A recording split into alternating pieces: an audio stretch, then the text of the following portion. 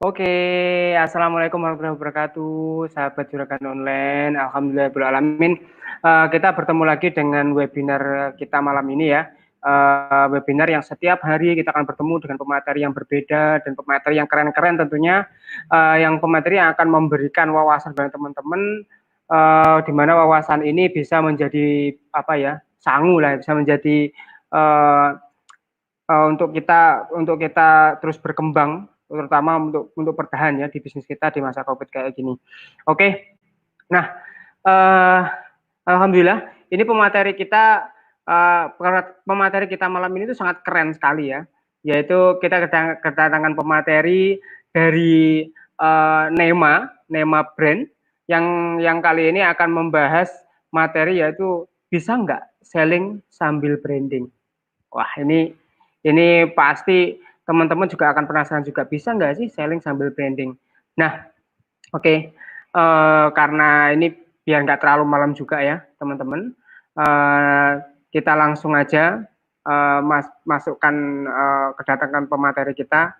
Oke, Mas Dodi. Oke, Halo Mas, halo Mas Assalamualaikum. Dodi. Waalaikumsalam. Sehat Mas Dodi?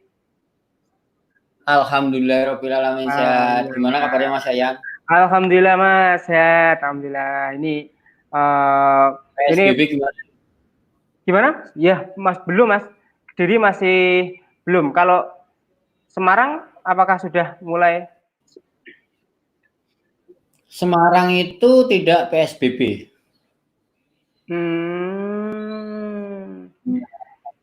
Kirain PSBB sehingga operasional kantor masih bisa berjalan seperti masih tetap biasanya. berjalan seperti biasanya ya. Meskipun juga ada pengetatan Betul, betul. di beberapa Ya, lini betul. gitu ya. Wah, Cuma nah, tidak diberlakukan PSBB. Ya. oke, alhamdulillah. Ini terima kasih Mas Dodi sudah hadir untuk teman-teman juragan online ya. Ini biar Mas Dodi tahu ya Mas Dodi ya. Ini webinar ini kita galakkan untuk membantu saudara-saudara kita yang terdampak oleh COVID ya. Kita kerjasama dengan Rumah Zakat.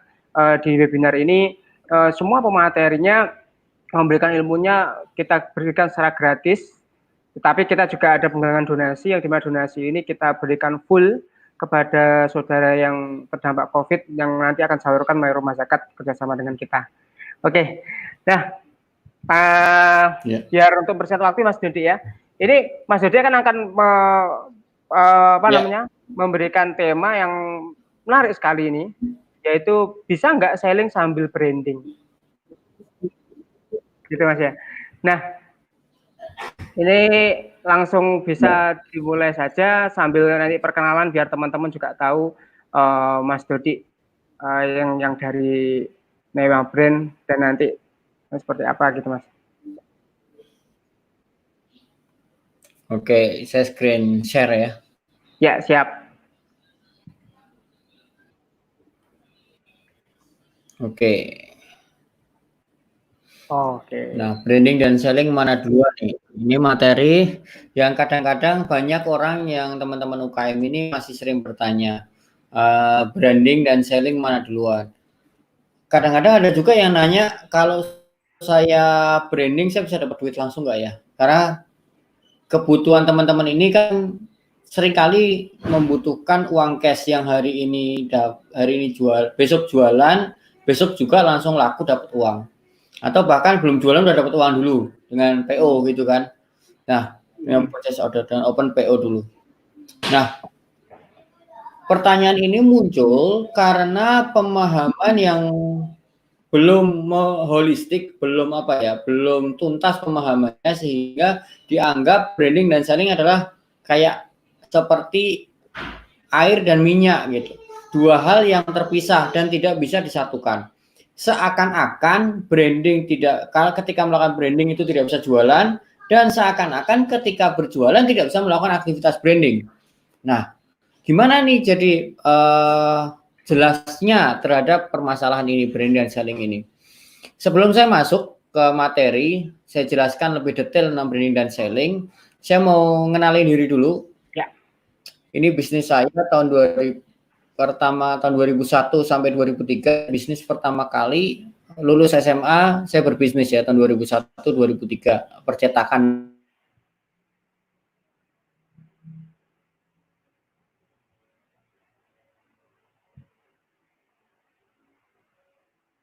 Ini ada kendala kayaknya masalah teknis nih ya.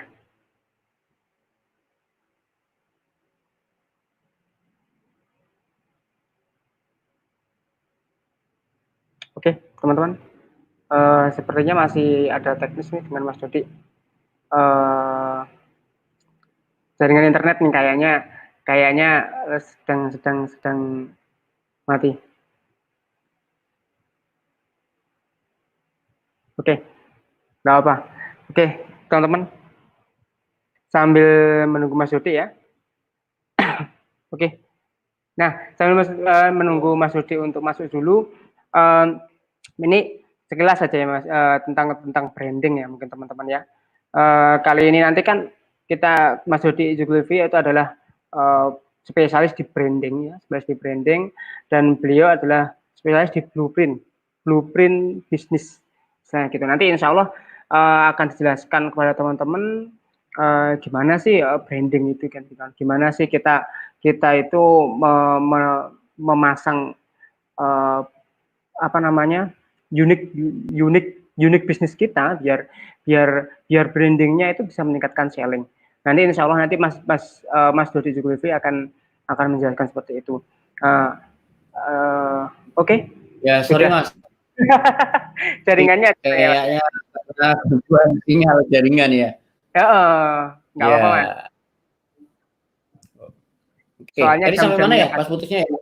Masih mengenalkan tentang bisnisnya Mas, mungkin nanti biar teman-teman tahu juga ya. Istilahnya sejarahnya gimana sih Mas Dodi itu bisa menjadi istilahnya sekarang kan menjadi ahli brand ya, di awalnya dulu seperti apa, biar tahu dari awal bisnisnya yang dulu bisnis apa namanya print ya, print kartu nama rasanya. Betul ya oke, saya ulang lagi, dari mana sih saya belajar ilmu brand ini? Saya cerita sedikit ya tentang sejarah hidup saya ya, yang dimana disitulah ternyata menjadikan diri saya saat ini menjadi membuka sebuah brand agency atau brand consultant. Ya, di tahun 2001 sampai 2003 saya berbisnis ya. Tahun 2003 bangkrut. Kenapa? Ya karena lulus SMA buka bisnis tanpa ilmu, tanpa pengalaman langsung buka bisnis ya, morat-marit lah bisnisnya. Dan alhamdulillah saya mendapat pengalaman yang cukup berharga tahun 2003 ketika saya tutup. Kemudian di tahun 2003 itu juga saya membaca sebuah buku judulnya Positioning Battle for Your Mind, karangnya Jack Trout. Nah, ternyata dari buku itulah saya belajar tentang brand yang cukup penting dalam hidup saya. Saya dari buku itu saya mendapatkan insight yang sangat berharga sekali, yang menjadi saya tahu kenapa nih bisnis saya tutup di tahun 2003. Bisnis pertama saya tutup. Apa penyebabnya? Ternyata dalam buku itu sangat jelas sekali bahwa disebutkan positioning adalah mengubah cara berpikir konsumen, bukan merubah sebuah produk. Nah, dari pemahaman ini saya tahu, oh ternyata pada waktu tahun 2003 saya berbisnis, saya melakukan sebuah kesalahan yaitu tentang positioning, yang dimana saya masuk ke sebuah kategori atau industri yang cukup besar yaitu printing, percetakan. Saya bisa melayani segala macam hal. Waktu itu saya berpikir bahwa ketika semakin banyak produk yang saya jual, semakin banyak yang saya tawarkan ke konsumen adalah semakin baik dan konsumen semakin suka. Namun ternyata di buku itu mengatakan hal yang berbeda. Semakin fokus positioningnya, itu semakin baik diterima oleh konsumen. Nah, di situ saya tahu, oh ternyata memang begitu ternyata. Kalau ketika kita akan membuat sebuah positioning, posisi cukup unik di kepala konsumen, adalah salah satu caranya adalah kita melakukan fokus. Nah, pada waktu tahun 2001-2003 saya berbisnis, ketika saya mau bikin papan nama, saya masih ingat sekali tuh kalau saya bikin spanduk itu segala macam. Layanan saya tulis semuanya tuh di spanduk. Ada bikin kartu nama, brosur undangan, kemudian buku Yasin, apalagi nota, bikin spanduk dan lain-lain. Saya tulis semua di spanduk di depan toko saya, di depan kantor saya. Kalau orang lewat itu juga bingung mau baca yang mana duluan karena saking banyaknya kayak iklan baris gitu. Ya, tapi kan kadang-kadang karena waktu itu tanpa ilmu, tanpa pemahaman yang benar sehingga ya saya tahunya begitu gitu. Saya berpikir wah semakin banyak yang saya jual konsumen akan semakin suka. Ternyata salah besar. Nah, kemudian tahun 2003 2005 saya vakum. Nah, ketika tahun 2005 itu saya membuka bisnis baru yaitu Derajat Celcius. Masih printing juga, namun karena saya sudah belajar dari kegagalan bisnis pertama dan kedua ditambah dengan ilmu tentang positioning dari bukunya Jack Trout itu saya bisa membuat bisnis yang dimana benar-benar menggunakan positioning yang unik yaitu spesialis print warna. Nah, dari mana keputusan ini saya ambil? Saya memutuskan untuk masuk ke kolam print warna atau print on demand. Kembali lagi ke 2001-2003, pada saat itu saya menjadi CEO, Chief Everything Officer. Saya lakukan semuanya sendirian loh. Mulai dari buka tokonya, dari terima konsumen, belanja kertas, kemudian masukin apa namanya, kan waktu itu saya masih maklun, saya masuk ke percetakan yang lebih besar, itu semua saya lakukan sendiri gitu.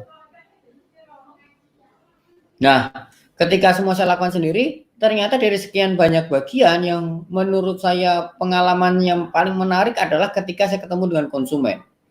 Ketika saya bertemu dengan konsumen, disitulah saya mendapatkan banyak insight, saya banyak mendapatkan data-data penting yang itu ternyata apa-apa yang disampaikan konsumen, Mas saya pengen ini, saya mau kebutuhannya ini. Dari situlah saya menangkap, oh ternyata hal-hal yang paling berharga adalah customer insight, adalah kebutuhan konsumen, keberatan konsumen. Yang saat ini kan data itu kan mahal harganya. Data itu apa sih? Ya kan kembali lagi ke customer insight itu. Nah, kalau bisnis-bisnis yang teman-teman yang punya staff, punya karyawan atau tidak pernah ketemu dengan konsumen, hampir bisa dipastikan dan tidak didukung dengan data riset atau pengambilan data dari konsumennya, feedbacknya nggak diambil secara rutin dan berkala, kemungkinan besar pengambilan keputusan bakal menggunakan feeling dan asumsi. Nah, ketika tahun 2001-2003, saya paling senang nih ketemu dengan konsumen. Di situ banyak orang konsumen yang mengatakan begini, Mas Dodi, saya mau cetak dong undangan, tapi jumlahnya sedikit. Mas, saya mau cetak dong kartu nama full color, tapi nggak mau banyak, cuma 1 box aja. Ya kalau sekarang sih memang gampang, karena sudah ada alatnya, print on demand. Tapi tahun 2001 loh, ini tahun 2001, 20 tahun yang lalu. Teknologi print on demand itu belum ada tahun 2001.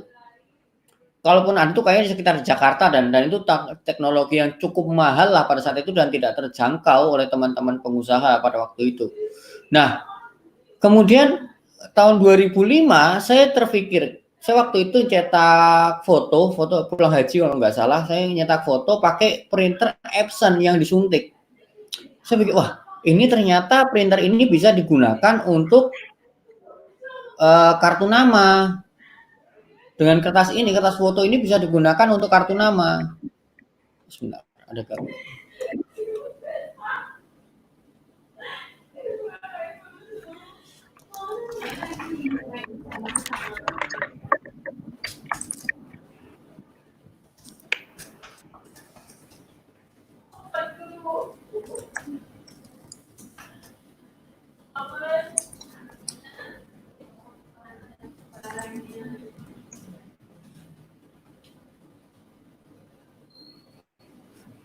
Ya, saya sambung lagi ya. Sorry, tadi sampai mana ya? Mas tentang percetakan foto Mas tadi. Oh ya. Ya. Nah dari situ kemudian, oh ya ini kayaknya bisa nih digunakan untuk kartu nama sesuai dengan kebutuhan konsumen saya yang saya pernah mendengar suara-suara kebutuhan-kebutuhan yang belum ada solusinya pada waktu itu. Kemudian dari bekal itulah saya membuka bisnis baru, yaitu Derajat Celcius. spesialis print warna tanpa minimal order. Nah, kalau boleh dibilang, saya lebih spesifik daripada tahun 2001 yang dimana saya masuk ke kategori atau industri yang cukup besar, yaitu percetakan, printing, yang dimana segala macam hal saya cetak dan saya bisa semua. Tapi malah saya nggak bisa survive. Tahun 2005, saya membuka bisnis baru derajat Celcius yang layanannya spesifik, hanya print on demand, print warna tanpa minimal order.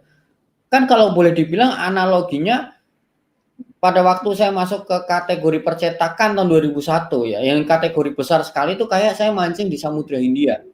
Lautnya luas banget. Banyak ikannya besar-besar, varian ikannya banyak. Kemudian ketika saya membuka bisnis baru derajat Celcius, itu kayak saya mancing seperti saya mancing di kolam pemancingan. Ikannya kolamnya jauh lebih kecil. Gitu kan? Tetapi kenapa di tahun 2001 saya malah nggak dapat ikan, malah saya mati gitu. Karena saya ternyata memasuki sebuah kategori yang cukup luas. Saya masuk ke industri yang begitu besarnya, seperti saya masuk ke samudra yang dimana ternyata alat pancing saya, kompetensi saya, logistik saya, perahu saya itu tidak memenuhi syarat untuk saya bisa mancing di situ di Samudra Hindia. Ya, sehingga ketika kita mau masuk di sini, pelajaran pentingnya adalah ketika kita akan memutuskan masuk ke industri mana atau kategori apa, itu kita cek dong kompetensi kita, finance kita, tim kita. Kompeten nggak ini kita masuk ke kategori itu, kita yang akan kita pilih bisnisnya. Kalau kita nggak punya kompetensinya, kita belajar dulu. Kalau kita nggak mau belajar, ya cari orang yang sudah ahli di kategori itu. Nah, ngukur nih, siapa pemancing yang sama, pemancing lain di kolam yang sama. Kalau ternyata pemancing di kolam yang sama dan itu pemancingnya jauh lebih gede, misalnya saya cuma pakai sampan perahu kecil, dan kompetitor saya mancingnya pakai kapal yang gede banget, yang dia pakai jaring-jaring, wah saya juga nggak dapat ikan apa-apa, karena kompetitor saya juga besar. Nah, keputusan kita mau masuk ke kategori atau industri apa, ini keputusan yang sangat rasional, bukan berdasarkan saya pengennya apa. Kalau saya pengen masuk ke kategori apa, itu berdasarkan feeling atau asumsi, ya kita buta sama sekali gitu. Kalau pengen dituruti, ya saya pengennya ke Samudra Hindia dapat ikan yang banyak. Tapi sekali lagi, ternyata di sana saya tidak berkompetensi. Nah, di situ pelajaran cukup berharga sekali buat saya. Itu yang pertama ya, tentang pemilihan kategori dari kejadian atau dari hikmah atau insight dari perjalanan bisnis saya. Insight yang kedua, yang cukup berharga, yang mudah-mudahan ini bisa bermanfaat buat teman-teman yang lain adalah keputusan diambil berdasarkan customer insight, bukan berdasarkan asumsi atau feeling kita. Teman-teman UKM yang saya temuin kebanyakan belum terbiasa untuk menggunakan data. Ya, data atau sehingga keputusan tadi dibuat secara asumsi atau nah, semoga dengan kisah atau dengan cerita pengalaman saya ketika mendirikan bisnis, kenapa tutup, kenapa, dan apa yang berhasil di derajat Celcius, mudah-mudahan berharga untuk teman-teman yang lain. Dan alhamdulillah sampai sekarang derajat Celcius masih ada, memang bermetamorfosis atau berubah dari satu kondisi ke kondisi lain, berubah dari satu positioning ke positioning lain. Ketika sebuah positioning sudah tidak lagi bisa adaptif atau tidak bisa menghasilkan uang, karena gini, ukuran positioning itu berhasil atau tidak, ya dari kemampuan positioning itu untuk menghasilkan uang di bisnis modelnya. Kalau positioning saya nggak bisa melawan kompetitor yang ada di situ dan saya tidak bisa menghasilkan uang di situ, ya kita harus cari cara lain. Nah, di tahun 2005 sampai sekarang pun sudah beberapa kali berubah positioning, dan mungkin saya nggak bisa cerita di sini banyak-banyak karena nanti kelamaan, karena kita belum masuk ke materi kan. Ya benar-benar. Oke. Wah, Nah, keren aja. karena banyaknya teman-teman yang minta bantuan ke saya, Mas, tolong dong saya dibantu untuk menemukan positioning bisnis saya dan lain-lain sekitar tahun 2008-2009. Karena makin banyaknya saya diminta, akhirnya saya buatlah yang namanya Neima. Itu ceritanya kenapa saya mendirikan Neima pada waktu tahun 2010. Ya, kemudian di tahun 2014 saya mendirikan Hasbuna karena banyak teman-teman yang hanya ingin membuat logo saja, visual identity aja, nggak perlu layanan sekomplit Neima. Saya yang penting logonya ada aja visual. Akhirnya saya buatlah yang namanya Hasbuna di tahun 2014. Hasbuna ini saya ambil dari kata di Al-Quran, yaitu dari kalimat Hasbunallah, cukuplah Allah. Kalau Hasbuna artinya cukup ya, cukup apa? Cukup cepat, cukup bagus, cukup murah. Nah itu kayaknya pennya UKM lah, UKM kecil dan mikro. Nah, saya berikan solusi di Hasbuna. Oke. Nah, slide-slide yang akan saya bawakan ini adalah ekstraksi perjalanan bisnis saya selama 19 tahun ke belakang. Alhamdulillah sudah lebih dari 700 portfolio yang saya tangani dari 35 kategori bisnis. Ini diantaranya Darut Tauhid Bandung, Amili, Miwaku, ini kosmetik, ini juga kosmetik juga, ini travel biro umroh, Armina Reka salah satunya, Supermini Market Darut Tauhid, hotel, kuliner, properti, lembaga amil zakat, kuliner juga. Oke, masuk ke materi inti ya. Branding dan selling mana duluan? Nah, pertanyaan ini muncul dikarenakan pemahaman teman-teman yang kurang pas terhadap arti kata branding. Kemarin saya sempat melakukan survei dan saya tanya nih ke teman-teman UKM, saya tanya tujuan kamu mau melakukan branding itu apa sih di bisnismu? Kemudian dari sekian banyak saya menyimpulkan 54% UKM ini tidak tahu tujuan branding sebenarnya. Nah, ketika teman-teman UKM nggak tahu tujuan aslinya branding itu kayak apa sih, sehingga muncullah statement branding dan selling mana duluan gitu. Oke, branding dan selling mana duluan? Ya, ini hasil risetnya. Apa tujuan Anda membangun brand?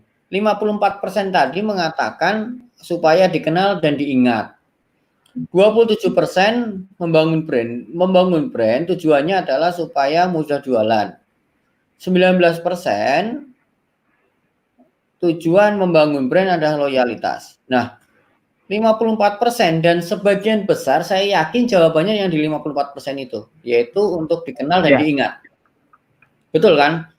Kalau tujuan membangun brand agar dikenal dan diingat, berarti parameternya jelas. Supaya dikenal dan diingat. Betul ya Mas Yayan ya? Benar Mas. Sebagian besar seperti itu Mas. Kalau itu tujuannya, saya tanya nih, Mas Yayan tahu Kodak nggak? Ya. Ingat nggak? Masih ingat, itu melekat banget itu, apalagi wah udah lama banget itu dan ya. Nokia juga itu brand yang sangat melekat ya sama, masih ingat juga sampai sekarang, pernah pakai juga dulu. BlackBerry juga pernah pakai juga sampai sekarang masih ingat. Ingat. Nah, pertanyaan saya, 3 brand itu hari ini di mana posisinya? Kayaknya sih sudah itu Mas ya, sudah punah nih kayaknya, udah nggak ada lagi ya di pasaran juga ya. Itu sudah Yasin tahlilkan kan, udah Kodak itu sudah hari. Sudah Yasin tahlilkan ini. Sudah mati juga ini kayaknya bisnisnya juga ya. Oke. Kembali lagi ke tujuan tadi ya. Kalau teman-teman UKM mengatakan bahwa tujuan branding agar diingat dan dikenal, berarti ini sudah sukses dong 3 brand ini dong. Tapi bisnisnya nggak bertahan tapi. Nah, diingat, iya kan? Dikenal. Bisa dipahami di sini ya. Kalau menganggap bahwa tujuan branding sekedar diingat dan dikenal, maka 3 brand ini kategorinya brand yang sukses. Ya, bahkan mendunia juga kan, sampai dunia internasional sangat. Kemudian ada lagi mungkin First Travel. Mas Yayan tahu nggak? Apa Mas? Biro Umroh First Travel. Maaf, maaf. Wah ya, tahu. Tahu. Biro Umroh First Travel. Ingat. Tahu. Sekarang di mana brandnya? Reputasinya positif atau negatif coba saya Sudah. tanya. Negatif, sangat negatif. Nah, sangat negatif. Tapi ingat meskipun toh. Itu ngangkatnya sama market juga, iya ingat. Ingat kan? Diangkat sama market juga. Kan? Nah, kalau parameter brand yang sukses adalah dikenal dan diingat, artinya First Travel masuk ke brand yang sukses dong. Karena dia diingat. Ya kan? Nah, sehingga kembali lagi ke sini. Kalau tujuan brand dianggap, artinya garis akhir finish dari brand adalah supaya dikenal dan diingat, First Travel itu masuk brand yang sukses. Dia sudah mencapai tujuannya. Nah, jadi apa dong garis akhir dari finish ketika brand dikatakan sukses? Nah, ini garis finish branding adalah loyalitas. Titik habis ya. Sehingga parameter brand yang sukses itu loyalitas. Udah nggak ada yang lain. Popularitas itu starting point-nya. Jadi garis awalnya itu popularitas, garis akhirnya adalah loyalitas.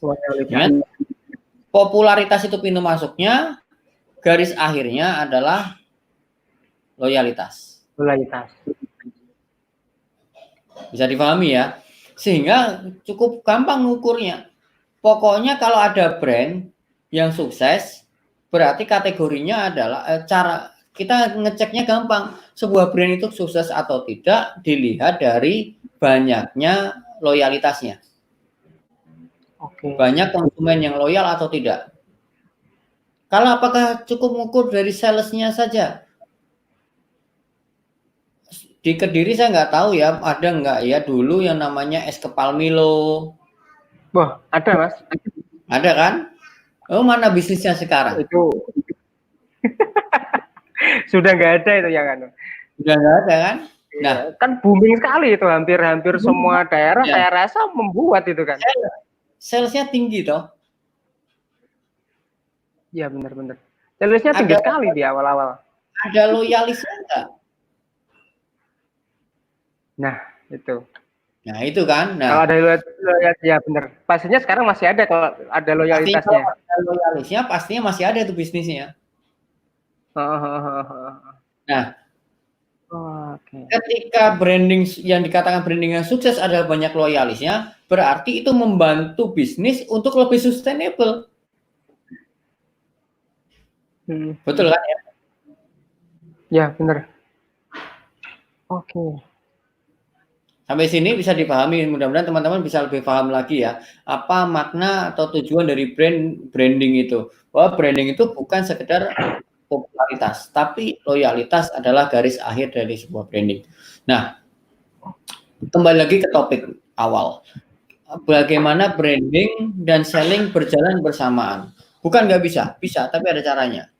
Contoh misalnya ada dua penjual. Penjual pertama namanya Timbul. Kelihatan nggak, Mas? Kelihatan, Mas. Kelihatan. Oke. Kelihatan ya? Kelihatan.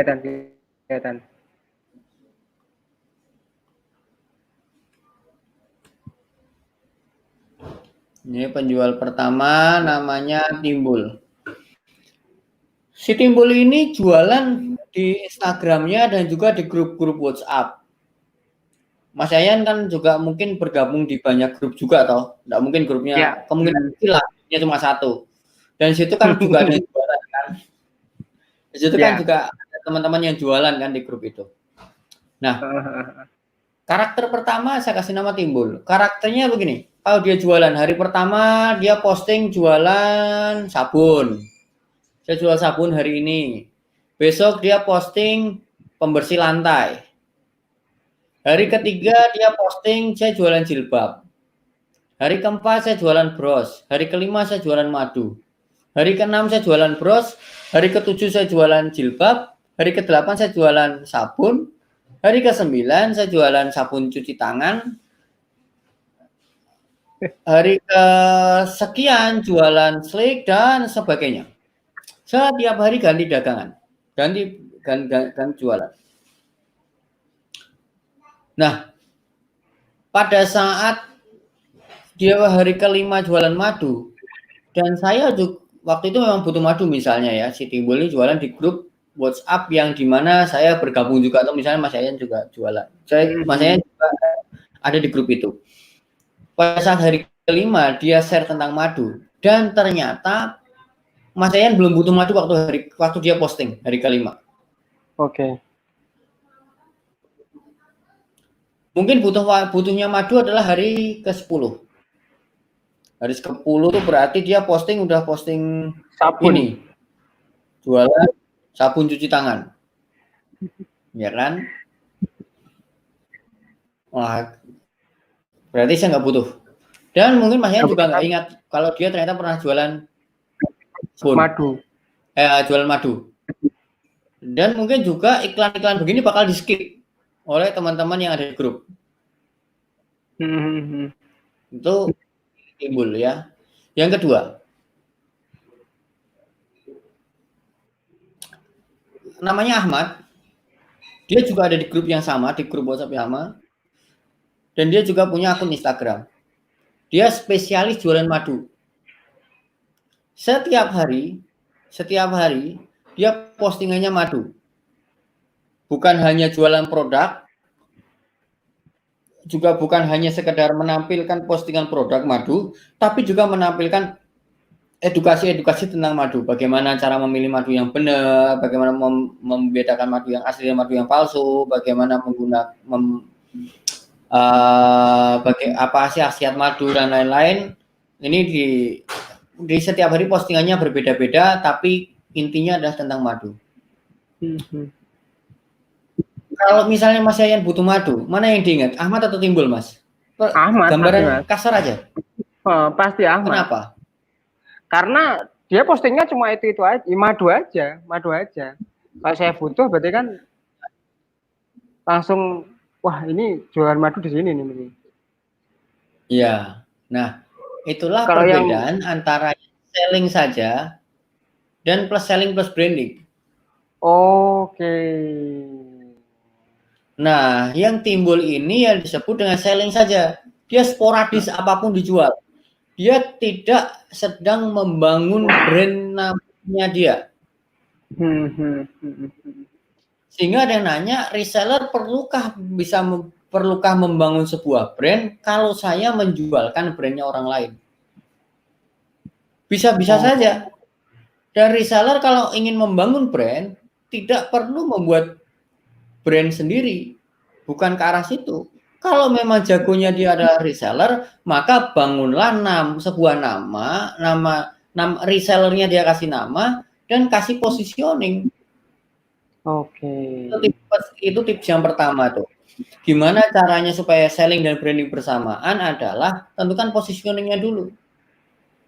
Timbul hanya melakukan selling aja, dia tidak membangun positioning. Nama Timbul ini posisi di kepala konsumen sebagai penjual apa ya? Nggak ada tuh. Nggak ada. Banyak yang dijual soalnya. Karena yang dijual. Ya, beda sama Ahmad. Ahmad dengan sadar menentukan positioning, saya adalah penjual madu. Oke. Sehingga yang ada di kepala konsumen adalah kalau mau cari madu ya di Ahmad. Nah, yang dilakukan Timbul adalah selling saja. Yang dilakukan Ahmad adalah selling plus branding. Oke. Nah, sudah tahu kan? Berarti tips yang pertama, cara yang pertama, kalau mau melakukan selling plus branding adalah tentukan positioning dulu. Saya ingin diingat oleh konsumen sebagai penjual apa? Nama saya ingin diingat konsumen sebagai brand di kategori apa? Kalau tadi Tasnim Print percetakan, ya kategorinya besar sehingga apapun saya jual, tapi ternyata tidak bisa sustainable. Yang kedua, derajat Celcius. Saya kategorinya kecil, sempit, lebih kecil daripada percetakan yang besar sebelumnya. Derajat Celcius adalah print warna tanpa minimal order pada waktu itu, print on demand. Nah, ketika saya iklan, ketika saya komunikasi ke konsumen, ya saya fokusnya ke iklan-iklan tentang print warna. Saya nggak lagi ngomongin brosur. Nah, tips yang kedua, tadi yang pertama penentukan positioning, yang kedua adalah komunikasikan. Nah, komunikasinya kalau mau konsisten, ya pakai ya sesuai dengan positioningnya.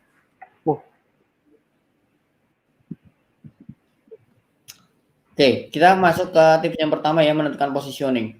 Tadi positioning sudah saya sampaikan adalah bahwa positioning bukanlah merekayasa sebuah produk, tapi merekayasa cara berpikir konsumen. Aplikasinya gimana nih? Contohnya, Mas Drudi kasih contoh dong. Itu saya nggak mudeng yang dimaksud tuh. Yang dimaksud posisi unik. Oke, saya kasih satu sampel. Mudah-mudahan teman-teman ini paham. Dan juga ini real. Saya kasih solusi waktu itu ke salah satu peserta seminar tahun 2000 berapa tuh? Udah lama nih, tahun 2008 kalau nggak salah. Bertanya tentang dia penjual kerupuk beginian nih. Ini kerupuk berapa sih ya? 500 sampai 1000 lah. Iya, 500.000. Udah umum banget nih. Kenapa? Udah umum di mana-mana ada gitu Mas. Ya, di mana-mana kan. Nah, gimana caranya menentukan positioning untuk kerupuk yang begini? Kenapa saya ambilnya kerupuk? Ya supaya relate dengan situasi teman-teman UKM. Kalau kerupuk aja bisa, berarti yang lain teman-teman yang lain bisa dong. Selama ini belum bisa menentukan positioning karena nggak tahu formulanya, karena nggak tahu rumusnya.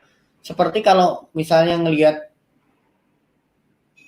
atraksi sulap itu yang kepalanya dipotong, badannya dipotong. Itu kalau kita nggak ngerti formulanya, kita nggak tahu caranya, kayaknya beneran gitu. Padahal itu kan cuma trik aja. Nah, sama dengan positioning. Ketika nggak tahu triknya, ketika nggak tahu formulanya, ya seakan-akan kok sulit ya, kok kayaknya magic. Bukan. Itu karena positioning itu memang ada rumusnya, memang ada formulanya. Dan itu bisa diulang. Contohnya gini, biasanya makan kerupuk ini kan di warteg atau di mana, di warung lah ya, biasanya kan toplesnya begini. Nah, gimana nih cara mendesain positioning untuk kerupuk yang begini? Biasanya sambil makan apa sih kerupuk itu, Mas Yayan? Soto, sambil makan soto, makan rawon, gado-gado ya.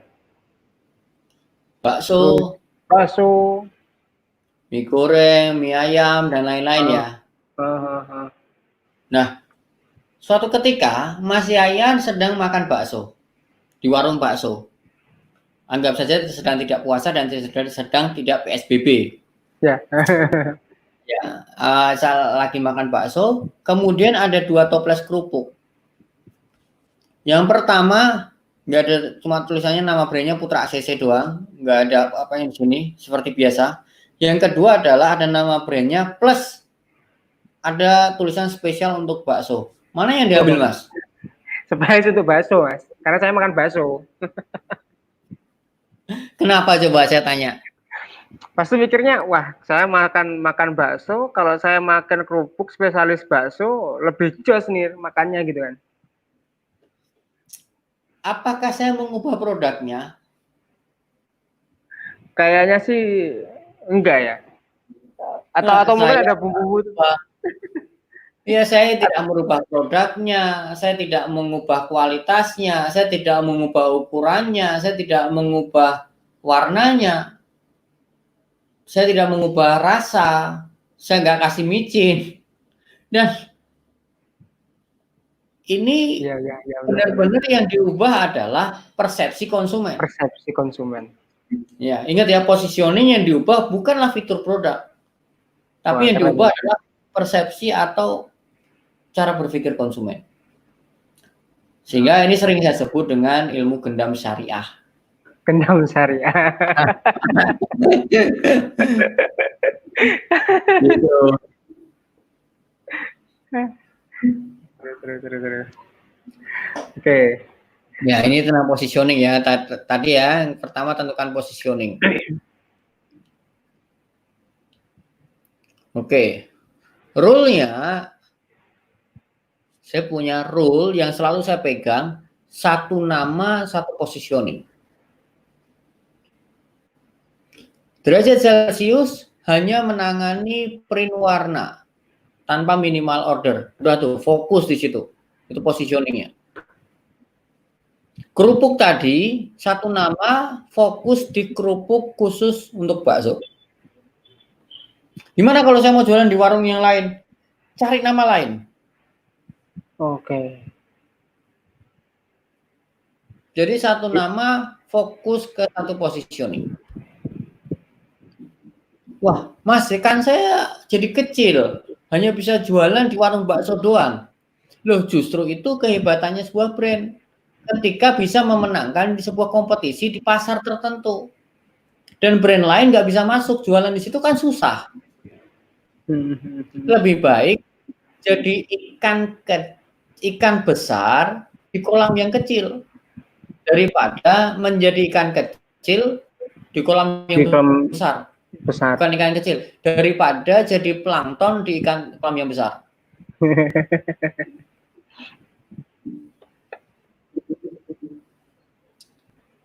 Lebih kecil daripada ikan ya, plankton. Itu ya, jadi plankton ya. Jadi nggak ada harganya, nggak dilirik lah sama kompetitor, nggak ngelirik, konsumen juga nggak kelihatan gitu. Makanya lebih baik rule-nya adalah jadilah ikan yang besar di kolam yang kecil. Oke. Makanya masuklah ke kategori yang kita yakini bisa kita menangkan. Oke, yang kedua adalah komunikasikan dengan konsisten. Kalau kita udah tahu positioning kita, udah tentukan, baru kita bisa komunikasi secara konsisten. Seperti ini. Nah, si Ahmad bisa posting madu yang terus-terusan hanya posting madu karena dia sadar bahwa positioning saya adalah menjual madu. Gitu. Nah, sekarang kita cek aja nih teman-teman, yang cek sendiri Instagramnya masing-masing, yang reseller, yang jualan apapun atau brandnya apapun, kira-kira kalau orang awam nih masuk lihat feed Instagram Anda, lihat postingan Facebook teman-teman, kira-kira secara sekilas bisa dapat nggak nih, kamu jualan apa sih? Kamu positioningnya apa? Brand Anda gitu. Oke, gitu Mas Yayan. Silahkan mulai tanya jawab. Sekali. Wah, ya alhamdulillah ini ilmu yang keren sekali nih. Oke, kita sapa netizen Mas ya, teman-teman dari sahabat Juragan Online. Oke, siapa aja nih yang hadir? Wah, Gurah selalu hadir, Suhu Gurah. Ini salah satu desa di Kediri Mas. Hadir dari Pak Hadir Pak dari Ngasem. Oke. Hadir. Mungkin ada pertanyaan teman-teman yang ingin ditanyakan langsung kepada Mas Dodi terkait hadir dari Bogor. Wah, ini dari Bogor. Jauh juga ini. Nah, tanya Suhu, kalau customer insight-nya mengeluhkan mengenai biaya mahal, bagaimana ya cara mengatasinya? Oke, langsung ada yang tanya nih Mas Dodi. Ya.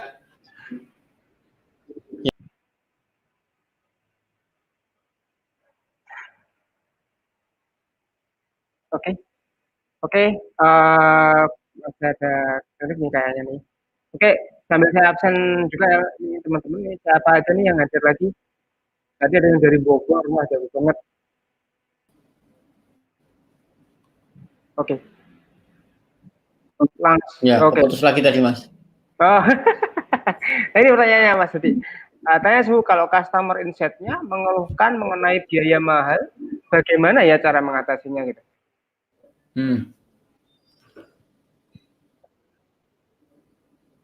cara mengatasinya.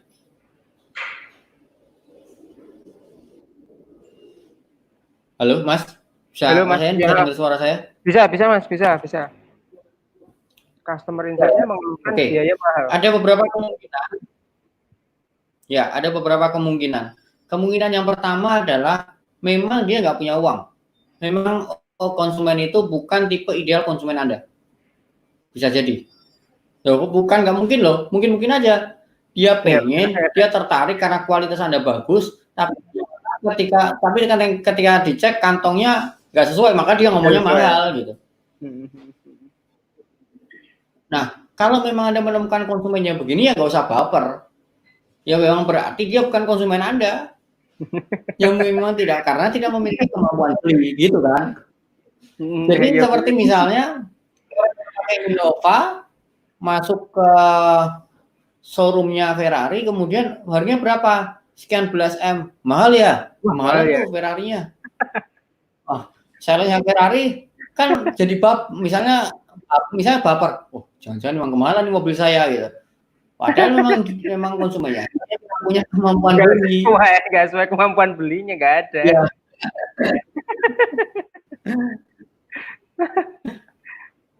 Ya itu ya, yang pertama itu. Kemungkinan pertama. Kemungkinan kedua adalah kalau memang dia sebetulnya punya kemampuan beli, tapi ternyata dia belum tahu value Anda, belum tahu positioningnya. Oke. Apa yang membuat brand Anda layak dibeli dengan harga yang cukup mahal atau dengan harga yang Anda inginkan. Karena sebetulnya yang dibeli konsumen adalah value. Konsumen mendapatkan value dan Anda mendapatkan bayaran, mendapatkan uang. Gitu. Pertukarannya adalah antara value dengan uang. Ada misalnya kalau saya boleh cerita di Nema kalau boleh dibilang kan harganya ya di atas lah ya dibandingkan dengan teman-teman agensi yang lain. Nah, kalau di awal ketika ada orang mau tanya, Mas Dodi berapa harga visual identity di Nema kalau saya buatkan ke Nema, itu yang di awal kita screening dulu. Kami mengukur kira-kira nih orang yang nanya punya kemampuan bayar nggak? Kalau emang tidak punya kemampuan bayar, ya berarti emang dia bukan target kita. Yang kedua, yang kita lihat lagi adalah yang kita screening adalah ini orang calon klien ini apa sih output yang diharapkan, strategi secara holistik keseluruhan, ataukah yang penting logo yang penting bagus aja, saya nggak perlu strategi dan lain-lain. Tipe yang kedua ini walaupun dia punya kemampuan bayar, itu juga bukan klien kita, bukan tipe klien kita yang ideal. Karena biasanya kalau orang yang kedua ini nanti akan, wah Mas logonya kurang miring, wah Mas logonya kurang tebal, fokusnya ke visual, gitu. Bukan nggak boleh, boleh-boleh aja. Namun kita kembali ke tujuan akhir bahwa tujuan brand adalah menciptakan loyalitas. Bagaimana peran visual identity ini untuk menghantarkan ke arah sana. Kita kan harus ngukur pakai itu dulu. Jangan sampai kita semuanya pakai asumsi dan pakai feeling semua. Kan juga kita pakai riset. Oke. Betul. Itu ya. Jadi itu ada beberapa kemungkinan yang tadi sudah saya sampaikan. Yang pertama, bisa jadi kemungkinan pertama kalau konsumen ngomong mahal memang dia nggak punya uang, memang dompetnya nggak sesuai, gitu kan. Yang kedua, kemungkinannya adalah dia sebetulnya punya kemampuan bayar dan dia sebetulnya masuk ke target Anda, tapi karena dia belum teredukasi value Anda dengan benar. Sehingga apa yang harus Anda lakukan adalah mengedukasi kenapa brand Anda menjual harga sekian. Apa yang dia dapatkan.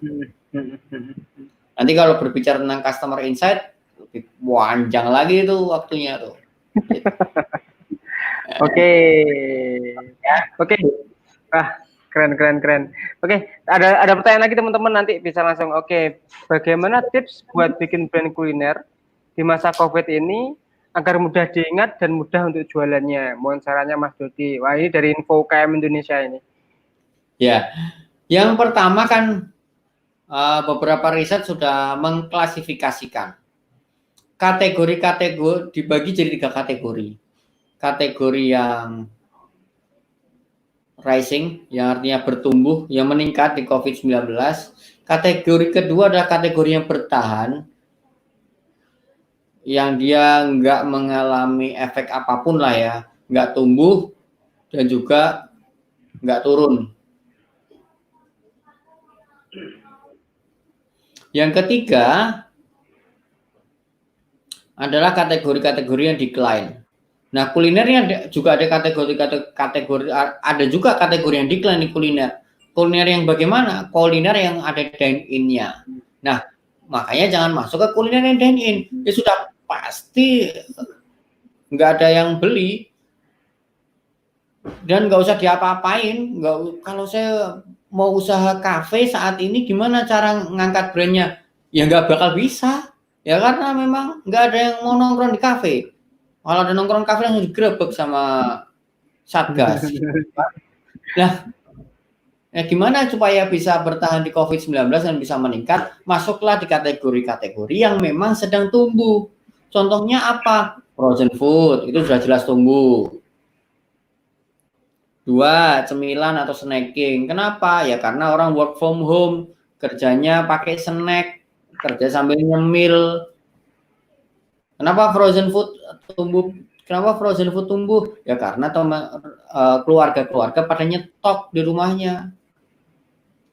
Nah, itulah kira-kira. Mudah-mudahan membantu jawaban dari Info UKM Indonesia.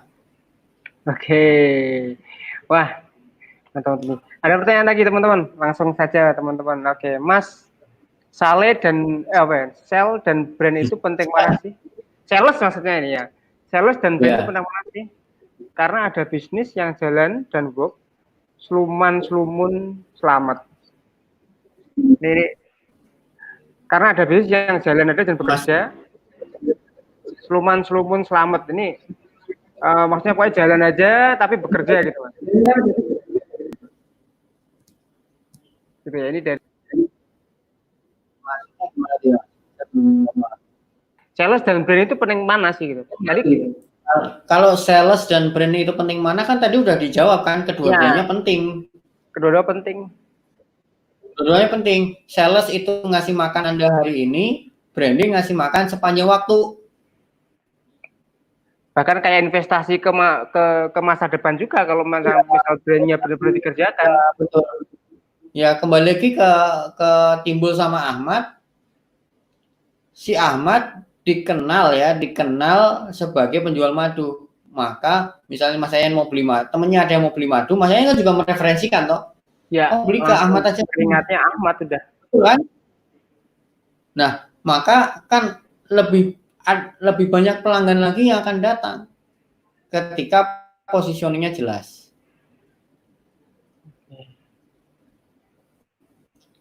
Oke, gitu ya. Mungkin Mas Hanu. Ada lagi mungkin teman-teman yang sedang tanya. Mantap Suhu, terima kasih masukannya. Satu lagi Suhu, untuk membangun loyalitas sendiri bagaimana ya? Membangun loyalitas Mas Dodi ini Oke. Bagaimana? Ya, loyalitas ya. Nah, memang ada beberapa teknik dan cara, tapi saya sebutkan satu yang paling fundamental, paling esensial di antara sekian banyak tips. Saya ambil satu yang paling fundamental, yang paling esensial. Kalau nggak ada ini, nggak bakal terjadi yang namanya loyalitas.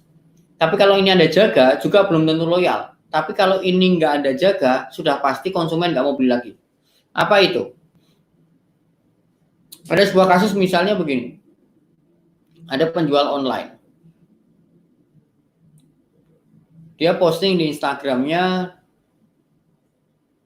dia mendesain positioningnya adalah saya toko online shop madu yang fast respon. Kemudian dia komunikasikan di postingan Instagramnya, kita fast respon loh, kita fast respon loh. Nah, kemudian suatu ketika omsetnya turun drastis, bahkan tidak ada pembelinya sama sekali.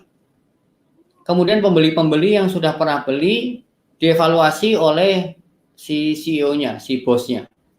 Kamu kenapa nggak order di kita lagi? Kenapa kamu nggak pesan lagi di kami? Padahal dulu kamu langganan dan lain-lain. Kira-kira jawaban dari si pembelinya adalah, wah kamu sekarang CS-nya adminnya lama jawabnya. Kamu janjiin fast respon tapi 2 hari, 3 hari baru dibalas. Nah, dari sini kita dapat pelajaran yang cukup berharga, yaitu di dalam brand delivery, ketika kita mengkomunikasikan sebuah janji, sebuah positioning, sebuah value ke konsumen, pastikan kita bisa menepati apa yang kita janjikan. Itu modal awalnya untuk membentuk positioning.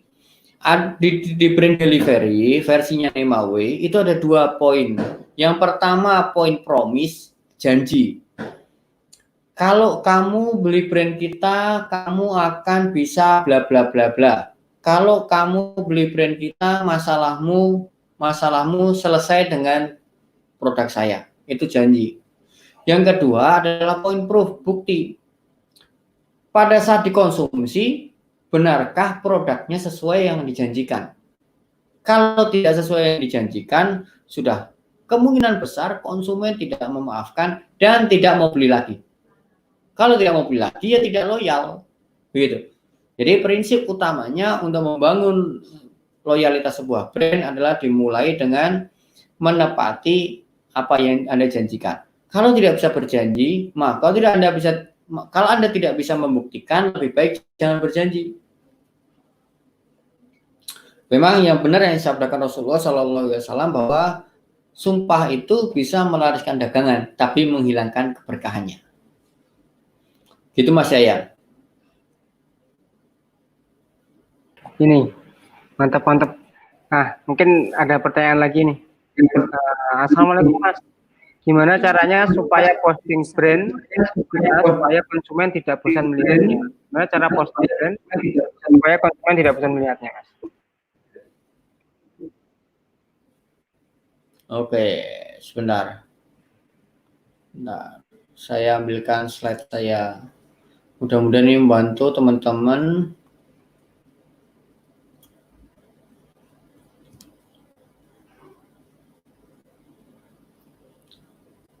Gimana kalau kita posting jualan madu dan madu, gimana postingannya supaya konsumen tidak jenuh membacanya?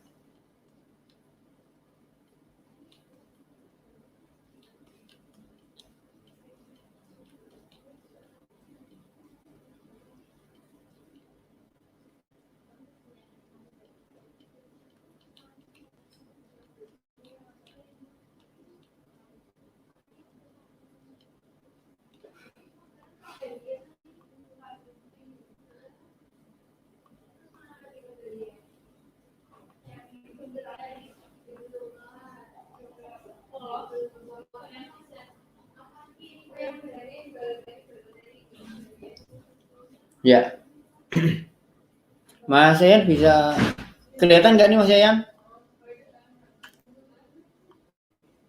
Terlihatkah?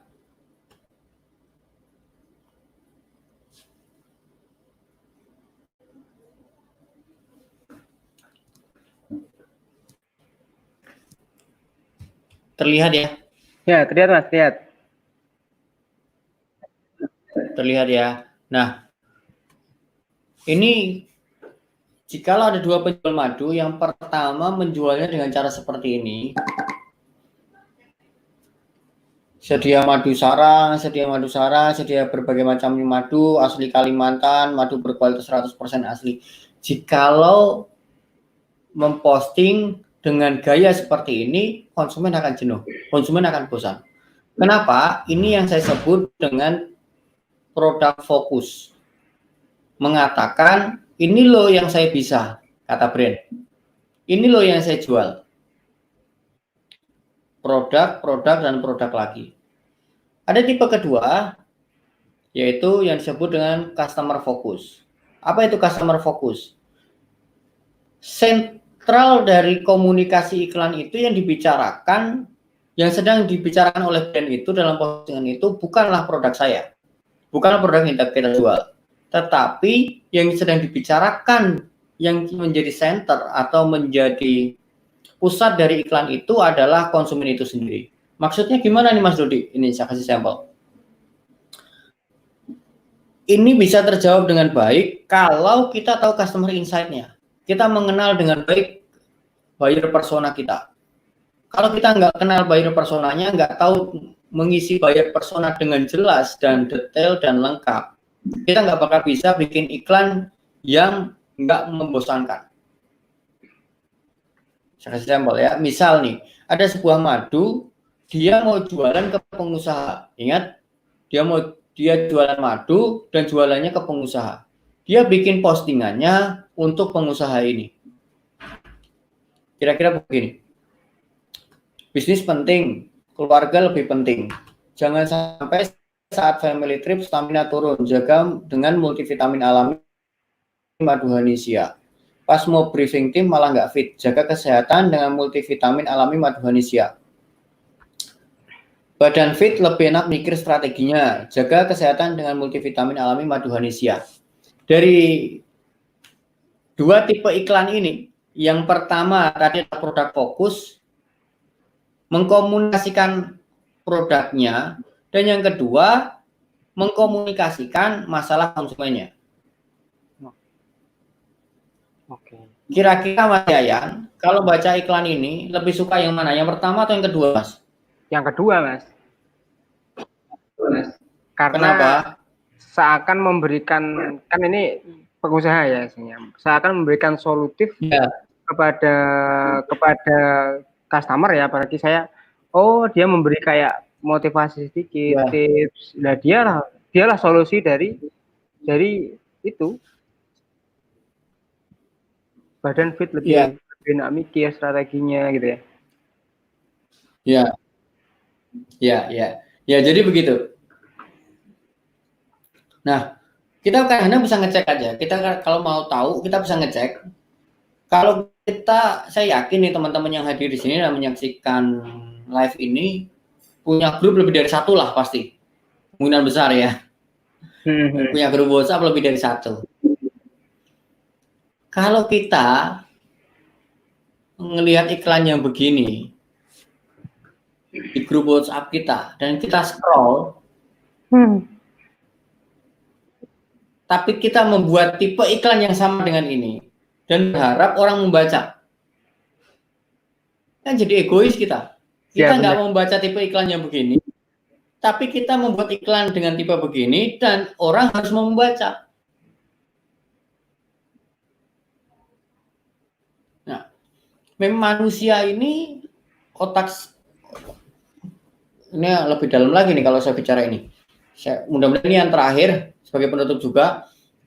Otak manusia, pikiran manusia ini kan terbagi jadi 3 bagian. Yang pertama yang disebut dengan otak reptil. Yang kedua disebut limbik, yang ketiga adalah neokortex. Saya bicara yang 2 sama 3 dulu. Neokortex dan limbik. Limbik ini yang memproses tentang perasaan, emosi. Neokortex ini yang logis. Saya ulang lagi, limbik ini berbicara tentang perasaan, neokortex ini berbicara tentang hitung-hitungan matematis ya. Misal mau membeli sesuatu, limbik sama neokortex ini selalu diskusi nih. Mau beli iPhone nih, mau beli iPhone 12 baru keluar. Limbik langsung tuh, ya. Dia nggak ngitung uang, dia nggak ngitung apa-apa, pokoknya dia pengen aja. Itu limbik tuh karakternya. Neokortex ngasih tahu, duitnya nggak ada. Ini diskusi nih 2 ini. Nah, biasanya selalu penjualan ini terjadi antara limbik dan neokortex diskusi. Selalu dan pasti. Kalau ada sebuah iklan yang bisa komunikasi sama limbik dan neokortex, kemungkinan besar iklannya produknya bakal laku. Celakanya, ini ada celakanya. Celakanya adalah Allah kasih penjaganya satpamnya. 2 otak ini, 2 jenis, bukan 2 otak ya. 2 Dua bagian ini ada penjaganya, yaitu otak reptil. Ini satpamnya nih, otak reptil ini.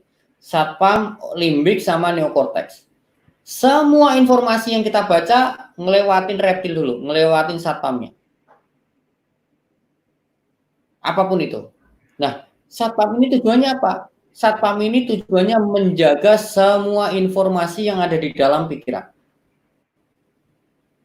Satpam ini tugasnya apa sih? Satpam ini tugasnya adalah untuk mempertahankan hidup kita. Responnya adalah serang, fight, atau flight, atau lari. Udah tuh. Si reptil ini. Serang atau lari. Ketika membaca informasi, iklan, reptil bakal nongol duluan awal. Informasi ini bermanfaat nggak ya? Saya teruskan nggak ya ke reptil?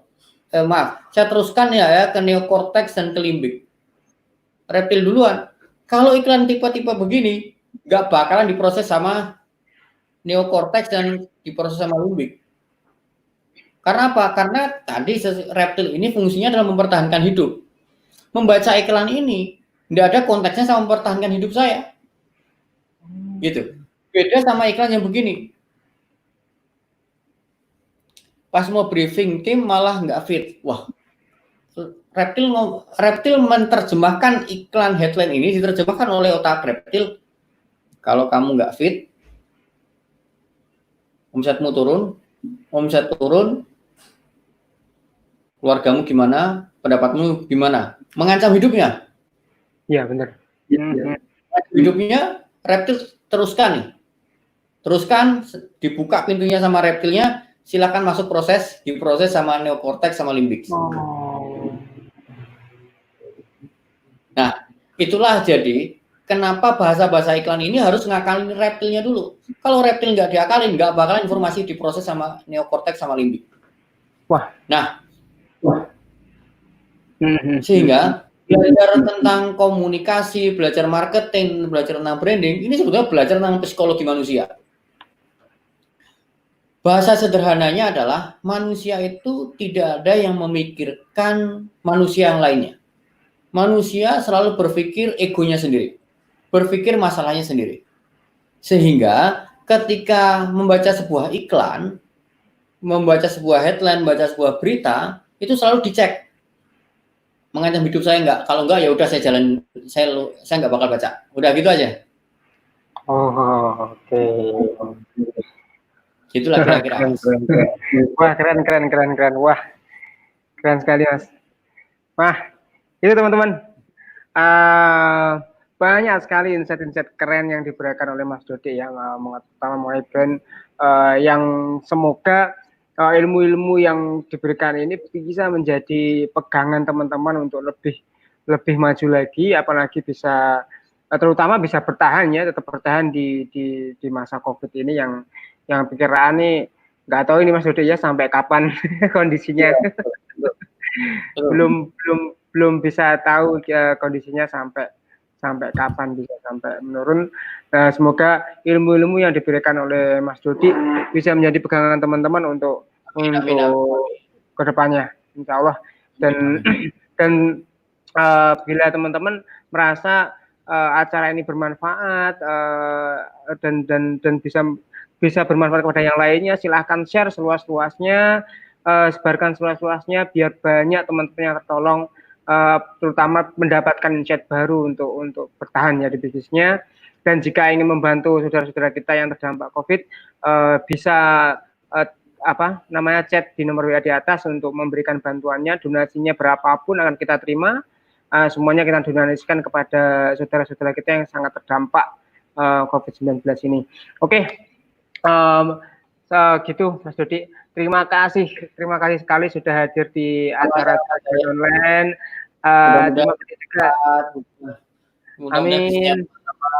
Bisa bangkit semuanya, bisa kembali seperti semula, bahkan lebih baik dari sebelumnya. Amin.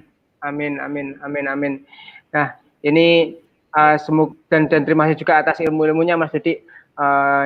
Luar biasa sekali malam ini. Oke. Oh lah, Mas Dudi, biar teman-teman tahu juga nih Mas Dudi.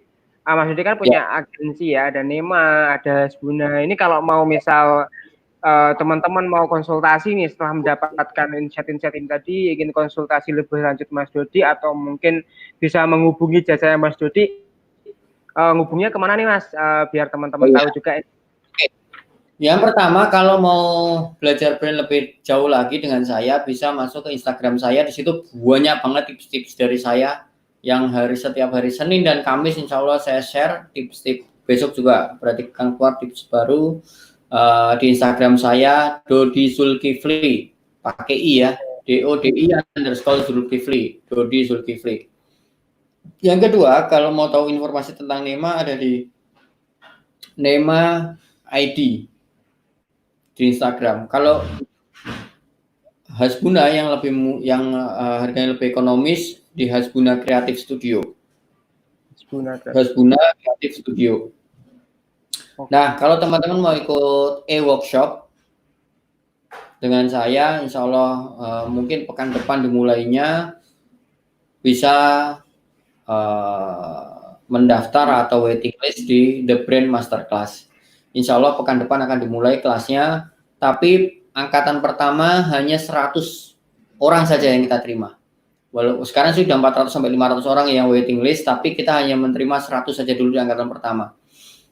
Metode belajarnya gimana? Kita menggunakan WhatsApp, dan di angkatan pertama ini ada bonusnya tanya jawab di WhatsApp, dan ada kebanyakan menggunakan video, menggunakan tools dan lain-lain ya. Nah, biayanya berapa? Ini cukup murah sekali ya. Dalam rangka COVID-19 ini hanya 99.000 saja. Itu murah buat itu. Wah, luar biasa. Ini makanya antri semua ya ini pasti. Wah, luar biasa. Oke. Siap. Nanti itu teman-teman alamat-alamat yang Mas Dodi punya. Kalau misalnya teman-teman yang ingin konsultasi lebih lanjut masalah brand atau mungkin pesan jasanya atau mungkin ikut kelasnya di Brand Masterclass Mas ya, bisa langsung hubungin di alamat-alamat yang tadi Mas Dodi bilangkan. Oke, sudah lebih dari 1 jam Mas ya. Terima kasih Mas Sama-sama. Dodi. Jadi sebentar saya informasikan dulu tentang acara besok. Besok kita akan ngobrol lagi dengan pemateri selanjutnya, yaitu dengan Direktur Bidang Ekonominya Rumah Zakat ya. Direktur Bidang Ekonominya Rumah Zakat. Sama yang sorenya dan malamnya nanti kita akan ngobrol tentang gimana cara membuat copywriting untuk pemula. Insya Allah nanti content writernya dari TDA ya gitu.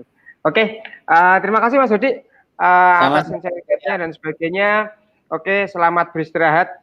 Besok harus sahur dan kita harus ya. Semoga sehat selalu.